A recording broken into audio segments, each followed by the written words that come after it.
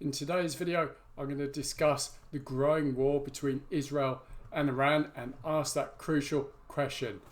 Is Trump going to bring the US into this war? And if he does, what are the potential repercussions of his action? So that's what I'm going to discuss today. And also what I'm going to discuss, because seeing this is a financial channel, is what could happen to the markets, how can we protect our money, and how can we potentially make more money out of potential chaos that could be coming our way.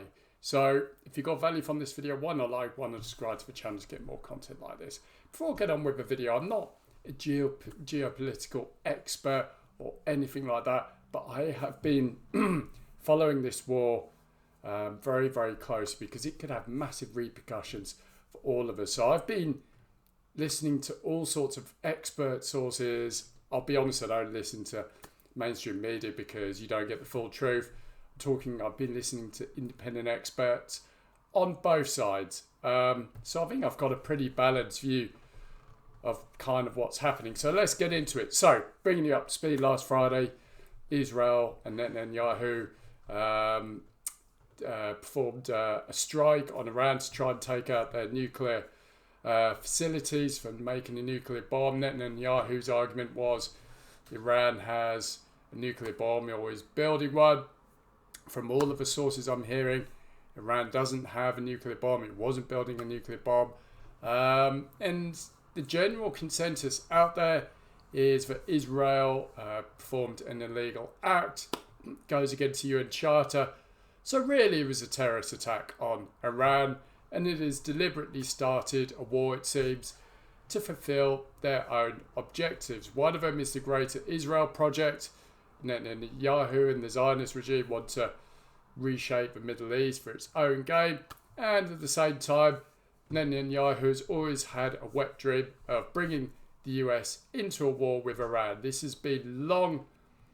The elites of the world, I don't want to go off topic here, but the fact of the matter, the real people in power, people with all of the money who pretty much control a lot of the politicians, and the Zionists, they have long wanted a war between the US and Iran, and this is probably their best last chance of getting it. So that is kind of where we are as we speak at the moment.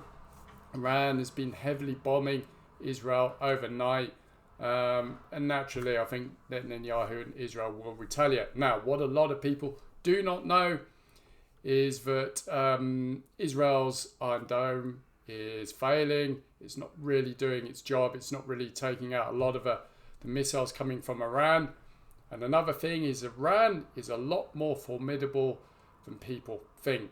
The rockets they've been using to bomb Israel aren't even their major ballistic missiles. And also another thing to bear in mind, Iran is a formidable foe, hugely formidable. And if it was just left between Israel and Iran would take Israel pretty easily. Israel isn't really capable of defending themselves. They require on the US to protect them and the West. So basically, yeah, there we go. So Iran is a formidable foe and isn't to be messed with. And at the end of the day, the way I see the war, Netanyahu's done a terrorist act. He's attacked Iran illegally, and Iran is just defending itself, which they're allowed to. And unfortunately, in the middle, take the political leaders out of it, because the real people who suffer are the ordinary people. And if this all kicks off, all of us watching these videos here around the world, when the markets go into chaos, oil starts running out potentially. I'm not going to say that's going to happen, but that could, if a worst case scenario goes. So basically that's where we are. But the main question is the US going to join the war? Now, I've been trying to get, there's so much conflicting advice here. Now, here's a couple of things. When Trump came into power, he promised no more wars. He was going to end the Ukraine war. He was going to sort out the Middle East, and just try and have really good dialogue with Russia, China, and the Middle East states. That was his goal and his promise. And his promise to the people was no more wars.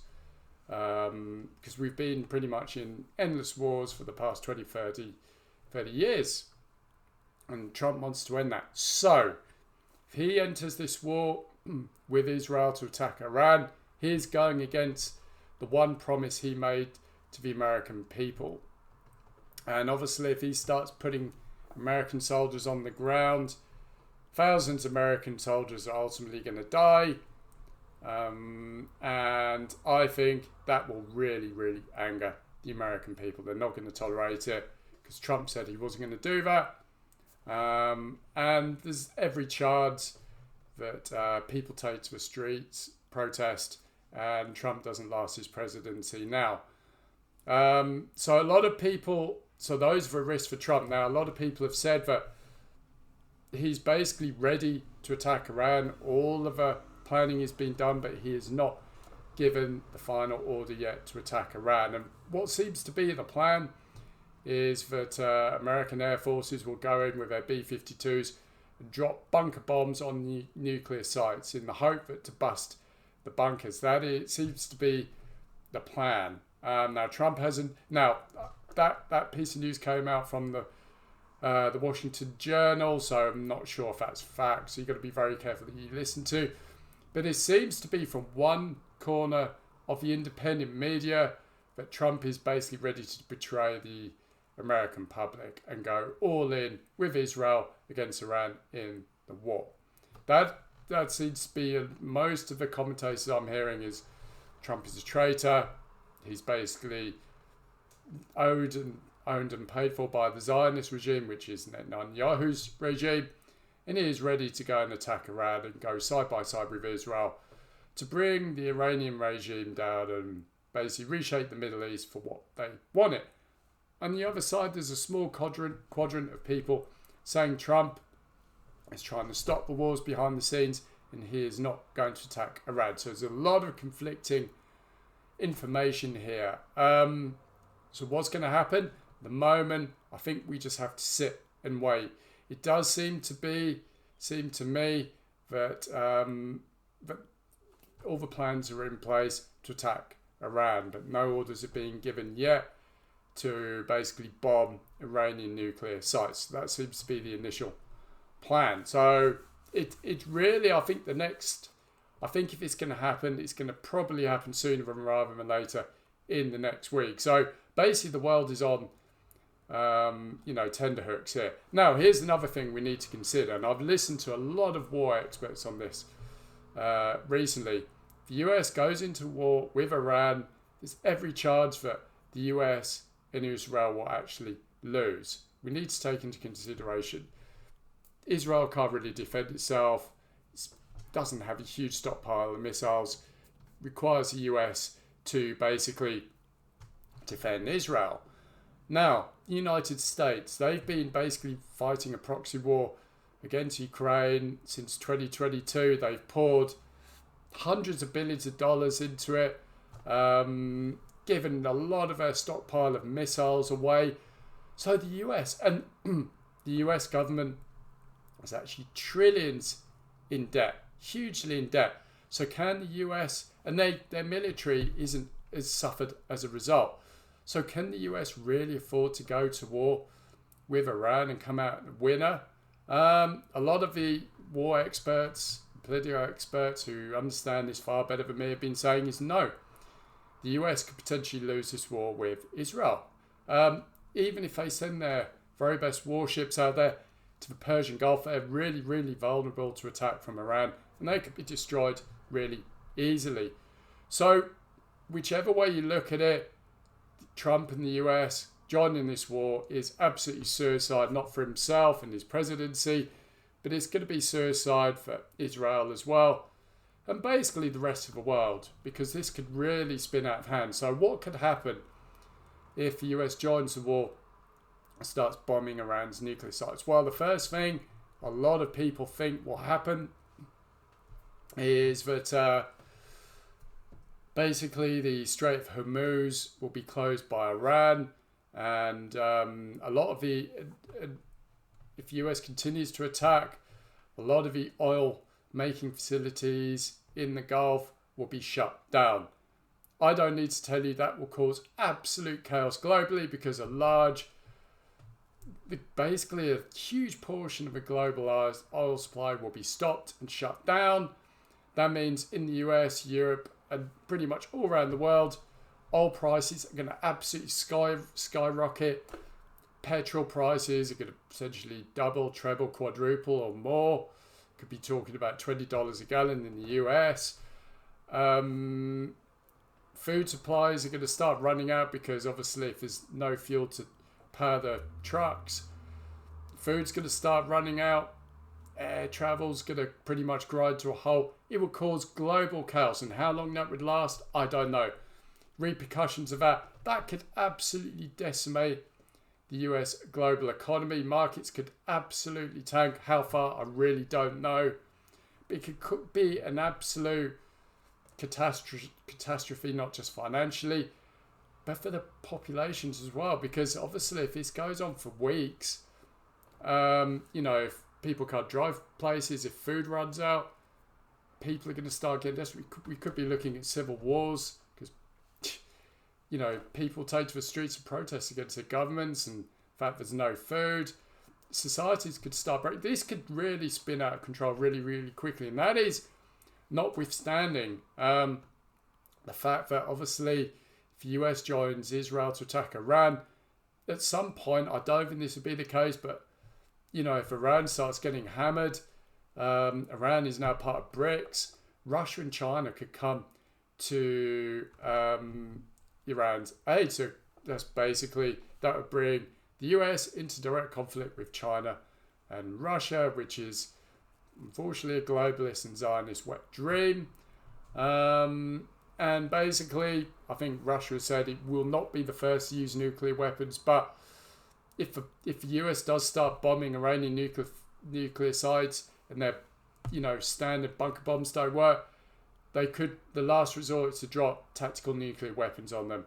And I think if the US and Trump use nuclear weapons in Iran to destroy nuclear sites, I think Russia will start using nukes, and it could start. I've heard people say they could start nuking Europe.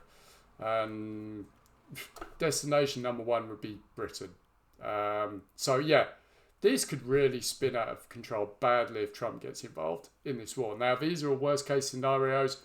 I don't think anyone really knows how this plays out.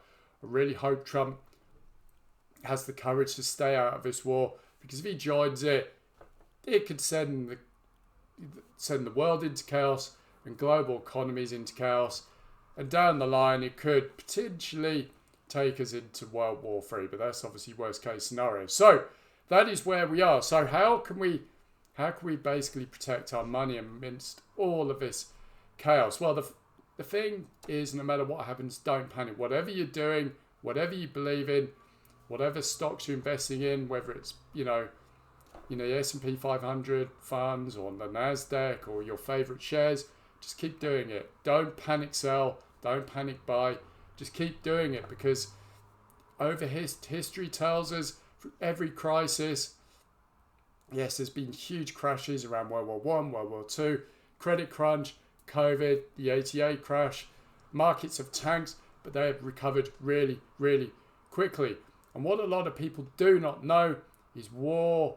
The most powerful people in the world, i.e. the globalists, the Zionists, they use war to basically magnify and multiply their wealth, because wars crash markets.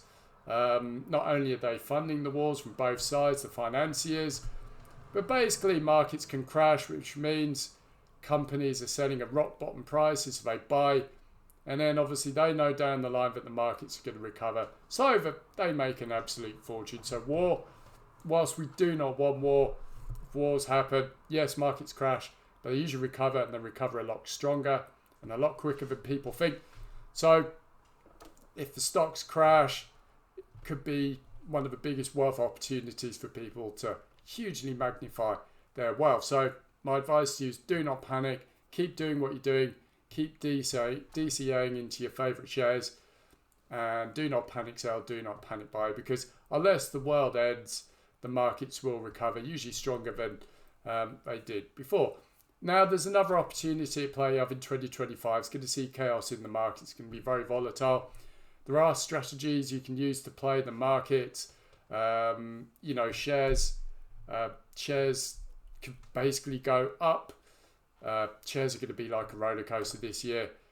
Two ways to play. You can use an options contract to trade certain shares. You can use calls if the share price is going up to bet on the price is going up. You can use puts to bet on the price is going down. And basically, you never buy the shares, you just buy the contracts and you collect the premium as profit on your winning options. The other one is leveraged ETFs. These are new tools which basically follow a fund or a stock. And basically, these leveraged ETFs use debt and leverage to basically 2 to 3x the stock prices moves in any given day. So they're another really great way to trade the markets. Now, if you're interested in basically, making short-term trades, because it can be a very volatile year and profiting on short-term trading alongside what you're doing, then I follow a guy called Larry Benedict. He's got a service called One Ticker Trader where he gives out options trade alerts and leveraged ETF trade alerts. So if you're interested in that, I'll leave a link in the comment description below. As for me, my lane is AI stocks. I think AI stocks are going to go anywhere. Yes, they're quite volatile. If the worst happens, yes, they could dip big time, but they'll recover because the global elites have shoved tens of billions of dollars into AI. It's going to be the major tech sort of tool of the future. So AI stocks aren't going anywhere. So that is my lane. If you're interested in AI stocks, there's two things I recommend or that can help you if you want to. Number one, I've created my AI stock one-page brief, which in one page, which takes 2 or 3 minutes to read, will bring you up to give you a snapshot of the current AI stock market. Plus, there's 3 of my favorite AI stocks on there for you to go away and research. So if you want that, I'll leave a link in the comment description below and you can download that to your phone or your computer. Next thing is I follow for all of my AI stock research and stock advisories. I follow a guy called Jeff Brown. He's got a service called Near Future Report. Been a member since 2022. I love it. It's really helped me navigate the AI industry and invest in some really great AI stocks. So if you want to check that out, I'll leave a link in the comment description below. No pressure to join, only if you're interested in AI stocks. I love the service, so I can recommend it. So if you're interested, I'll leave a link in the descriptions below. Anyway, that is what I've got for you. I think really the name of the game is we're all waiting to see what Trump is going to do in the days ahead. Is he going to join the war? Is he not? Let's just pray he doesn't enter this war, because if he enters this war, who knows where this goes, but it isn't going to be good. Thanks for joining me. If you got value, why not like, why not subscribe? Place a comment below with your thoughts of everything that's happening. Thanks for joining me, and I'll speak to you soon.